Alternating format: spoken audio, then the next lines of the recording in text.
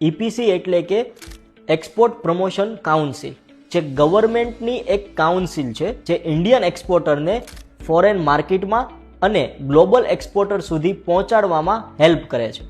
અને એના માટે ઈપીસી રજિસ્ટ્રેશન કરાવવું ખૂબ જ જરૂરી છે. ઈપીસી રજિસ્ટ્રેશનના અમુક ફાયદાઓ છે, જેમાં પહેલો ફાયદો છે માર્કેટ એક્સેસ, કે જેમાં તમે તમારા ઇન્ડસ્ટ્રીની સ્પેસિફિક ઇન્ટરનેશનલ ઇનસાઇટ મેળવી શકશો અને ટ્રેડ ફેર તથા બાયર અને સેલર મીટમાં પણ ભાગ લઈ શકશો.